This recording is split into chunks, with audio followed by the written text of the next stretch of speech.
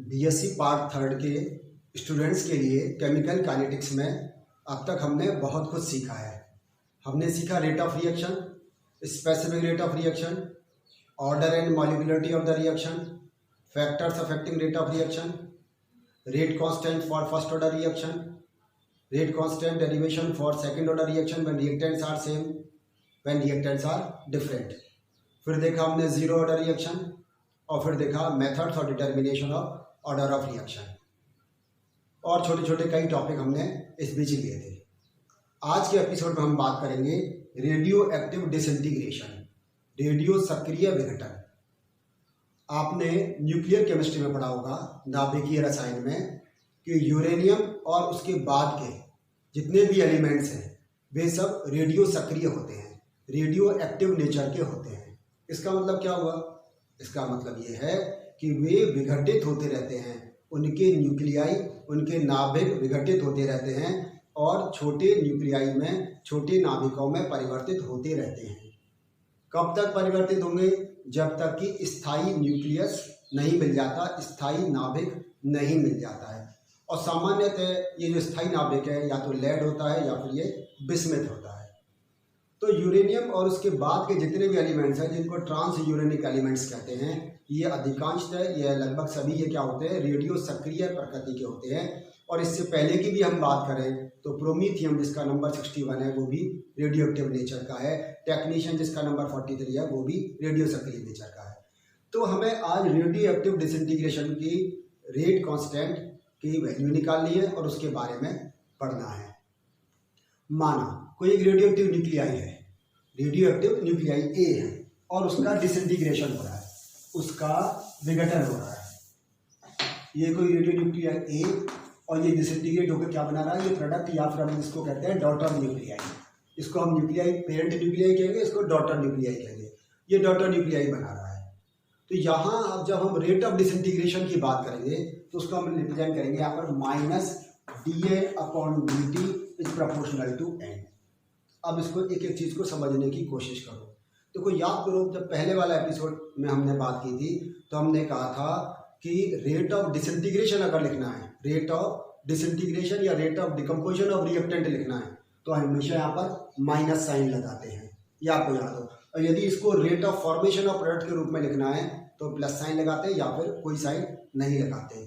याद होगा आपको, हमने कहा था dx/dt का मतलब क्या? dx/dt का मतलब है rate of formation of product, उत्पाद के बनने की दर। माइनस dx/dt का क्या मतलब था? माइनस dx/dt का मतलब समझाया था रेट ऑफ डिसइंटीग्रेशन या rate of decomposition of the reactant, अभिकारकों के विघटन की दर। यहाँ रिएक्टेंट कौन? हम क्या मानो ए, है ना। ये विघटित हो रहा है किसमें? छोटे डॉटर न्यूक्लियाई में विघटित हो रहा है। तो यहाँ साइन क्या लगाया हमने? माइनस साइन लगाया, इसी कारण से। तो यहाँ हम कहेंगे रेट ऑफ डिसइंटीग्रेशन है। एन यहाँ पर क्या है? एन यहाँ पर number of radio active nuclei है, रेडियो सक्रिय नाभिकों की संख्या। डीएन मतलब एक छोटा सा संख्या, उनकी थोड़ी संख्या, और dt यहाँ पर स्मॉल टाइम इंटरवल, छोटा समयांतराल। इसका मतलब क्या हुआ कि एक छोटे से समयांतराल में, एक छोटे से टाइम पीरियड में dt में dn न्यूक्लियाई का डिसइंटीग्रेशन हो रहा है, उसको माइनस साइन से रिप्रेजेंट किया है। और n यहाँ पर क्या है? n यहाँ पर उस समय पर रेडियो एक्टिव न्यूक्लियाई की संख्या है, number of radio active nuclei. बात समझ गई ना। तो जैसे कि हमने कहा था, whether it may be rate of formation of product और it may be rate of decomposition of the reactant, always depends upon concentration of the reactant. और यहाँ रिएक्टेंट कौन है? Radio active nuclei. उसी कंसंट्रेशन को किससे रिप्रेजेंट कर रहे हैं? नंबर से। और नंबर कितना है यहाँ पर? n। तो हमने कहा minus dN/dt is proportional to n। यहाँ dN/dt क्या है? Rate of disintegration of radio active nuclei at small time interval t dt, और यहाँ पर n उस समय number of radio active nuclei है। या इसको हम और कैसे लिख सकते हैं? Minus dN/dt is equal to lambda n। और लैम्डा यहाँ पर क्या कहलाएगा? Decay constant. डिके कांस्टेंट, इसको विघटन स्थिरांक कहते हैं लैम्डा को। ठीक है, जैसे वहां अपन के लिख रहे थे ना, यहाँ क्या लिखेंगे? इसको लैम्डा। तो minus dN/dt is equal to lambda n, और लैम्डा यहाँ पर क्या है? डिके कांस्टेंट या विघटन स्थिरांक। अब इसको ऐसे भी लिख सकते हैं, minus dN/n is equal to क्या आ गया? लैम्डा डी टी को इधर ले गए, एन को इधर ले आए, तो minus D N upon N is equal to lambda D T. यहाँ तक समझ में आ गया? ये इक्वेशन 1 हो गई। अब कह रहे हैं taking integration of this equation, इस समीकरण का समाकलन करें। इंटीग्रेशन करो, शुरू में रेडियोएक्टिव न्यूक्लियाई की संख्या मानो कितनी हो, n0। Initial number of radioactive nuclei were n0, यहाँ n0 है, और t टाइम के बाद कितने हो जाए, मान लो nt। ये हमने इनिशियल लिमिट ले ली, ये फाइनल लिमिट ले ली। 0 टाइम पर यानी कि प्रारंभ में रेडियो एक्टिव न्यूक्लियाई की संख्या कितनी थी, n0, और t टाइम पर कितनी, nt। तो यहाँ क्या लिखेंगे, फ्रॉम 0 टू t, 0 समय पर n0, t समय पर nt।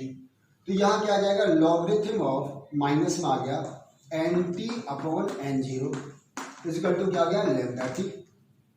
क्योंकि यहाँ हमने लिमिट्स में किया इंटीग्रेशन, इसलिए हमें इंटीग्रेशन कांस्टेंट लगाने की आवश्यकता नहीं है। तो यहाँ क्या आएगा, minus log nt upon n0 equal to lambda T. या इसको और लिखें तो लेमडा इक्वल टू क्या आ गया, यहाँ लिखे 1 अपॉन टी, इसको ऊपर ले जाओ, nt को नीचे ले आओ, तो ये प्लस हो जाएगा। तो यहाँ प्लस, यहाँ पर क्या आ गया, यहाँ पर लॉग n0 अपॉन nt, हमने इसको चेंज कर दिया तो ये प्लस में आ गया, तो ये इसके साथ मल्टीप्लिकेशन में आ गया, तो 1 upon T log n0 upon nt। या फिर यहाँ पर lambda is equal to 2.303 upon T log n0 upon nt। ये 2.303 क्यों करा, क्योंकि हमने पहले भी कहा था जब कभी लॉग टू द बेस ई को लॉग टू द बेस 10 में कन्वर्ट करते हैं तो 2.303 से मल्टीप्लाई करते हैं। तो डिके कांस्टेंट की वैल्यू क्या गई हमारे पास में, lambda is equal to 2.303 upon T log n0 upon nt। समझ में आ रहा है? लैम्डा क्या है यहाँ पर, decay constant, t time n0 initial number of radioactive nuclei या initial number of radio isotopes, और या nt यहाँ पर क्या है, नंबर ऑफ रेडियो आइसोटोप्स और number of radioactive nuclei at time t। अब इसको जरा ध्यान से देखो और याद करो first order reaction. First order reaction में हमने क्या निकाला था, K1 is equal to 2.303 upon T log a upon a minus X. A वहाँ क्या था, initial concentration of the reactant, यहाँ ये क्या है, initial number of radio isotopes. a minus X क्या था, remaining concentration of reactant at time t। यहाँ पर ये t, यहाँ पर nt, यहाँ पर क्या है कि कितने रेडियोएक्टिव न्यूक्लियाई t समय पर बच गए। इसका मतलब ये जो हमें इक्वेशन आई, ये कैसी आई हमारे पास में, ये फर्स्ट ऑर्डर रिएक्शन जैसी। तो हम क्या कह सकते हैं, हम कह सकते हैं कि radioactive disintegration first order reaction है, रेडियो सक्रिय विघटन प्रथम कोटि की अभिक्रिया का उदाहरण है। तो आपको रेडियोएक्टिव डिसइंटीग्रेशन के बारे में कहे, डिके कांस्टेंट निकालने के बारे में कहे, तो आपको ये पूरा इस तरह का डेरिवेशन आपको निकालना है। ठीक है, इसके बाद बात करेंगे हाफ लाइफ की।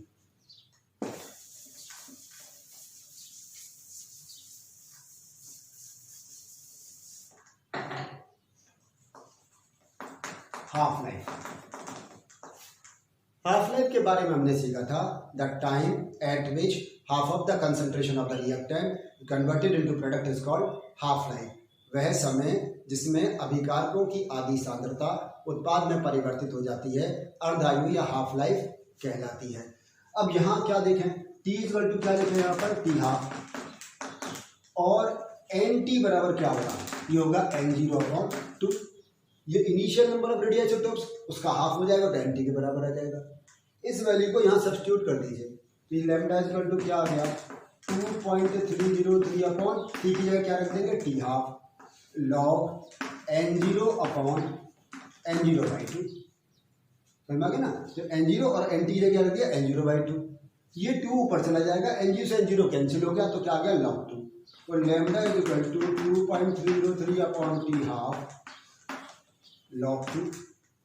log 2 की वैल्यू कितनी होती है, ये पहले भी हमने सीखा था 0.3010।